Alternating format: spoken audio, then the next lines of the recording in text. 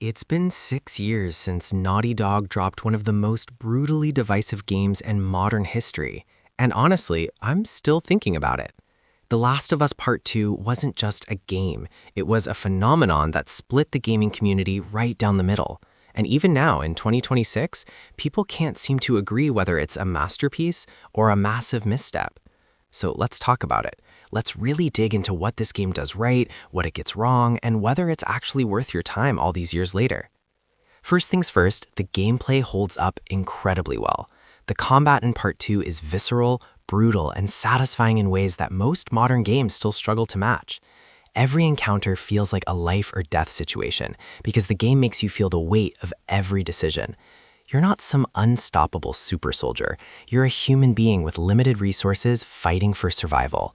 The stealth mechanics are tight and responsive, giving you multiple ways to approach every situation. You can go full combat mode if you're stocked up on supplies, or you can slip through encounters without firing a single shot. The AI is smart enough to flank you, call out your position, and adapt to your tactics, which keeps you on your toes even on repeat playthroughs. The level design deserves serious credit here. Seattle is massive, and unlike a lot of open-world games that came after, every area in Part 2 feels handcrafted and purposeful. There's no bloat, no filler content just to pad out the runtime. When you're exploring abandoned buildings or sneaking through overgrown streets, you're finding resources, uncovering environmental storytelling, or stumbling into intense combat scenarios. The game respects your time, and that's something a lot of 2026 releases could learn from. But let's talk about what everyone really remembers, the story. This is where things get complicated, and honestly, it's impossible to review this game without addressing the elephant in the room. Part 2 forces you to play as Abby, the character who kills Joel in the opening hours. That decision broke the internet back in 2020, and even now it's a point of contention. Some players never forgave the game for it. Others think it's one of the boldest narrative choices ever made in gaming. I fall somewhere in the middle, but here's the thing. Whether you love it or hate it, you can't deny that it's effective. The game makes you uncomfortable on purpose. It challenges your perspective, forcing you to see the world through the eyes of someone you're supposed to hate. That's not easy to pull off. And the fact that Naughty Dog committed to it so fully is either genius or insane, depending on who you ask. Ellie's journey is a brutal descent into obsession and revenge, and watching her spiral is genuinely difficult. The motion capture and voice acting are still industry-leading, even by 2026 standards.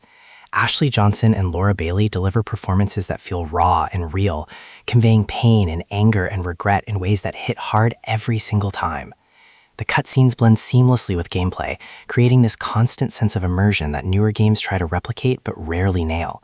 You're not just watching Ellie's story, you're living it, and that emotional weight stays with you long after the credits roll.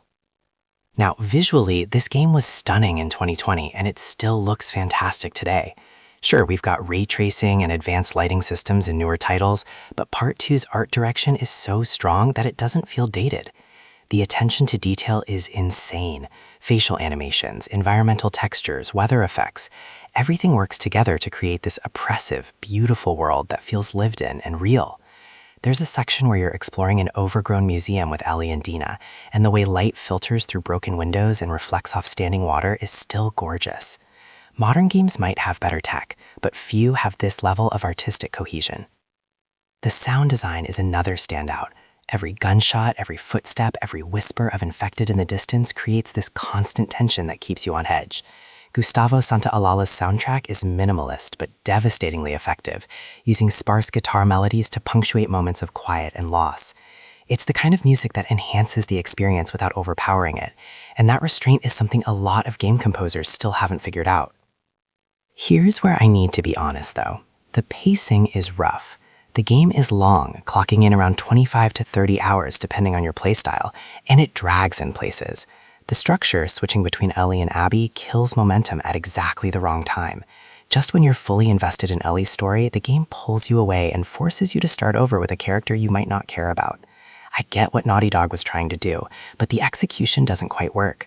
Some players never connect with Abby, and if that's you, half the game is going to feel like a slog.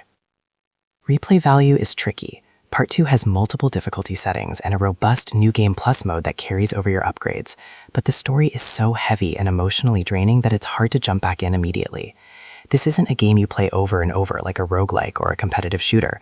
It's a once, maybe twice experience for most people, and that's fine. Not every game needs to be endlessly replayable, but it's worth knowing going in. So where does that leave us in 2026? Part 2 is still one of the most technically impressive and narratively ambitious games ever made. It pushes boundaries, takes risks, and commits to its vision even when that vision is uncomfortable. The gameplay is top tier, the presentation is stunning, and the performances are unforgettable.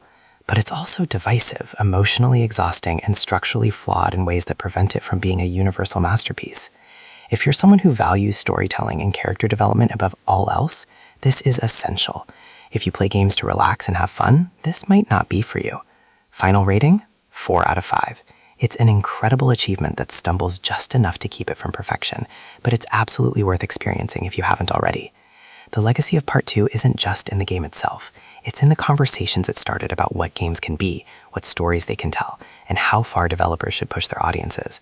That matters, and it'll continue to matter for years to come. If you made it this far, drop a comment and let me know your thoughts on Part 2. Do you love it, hate it, somewhere in between?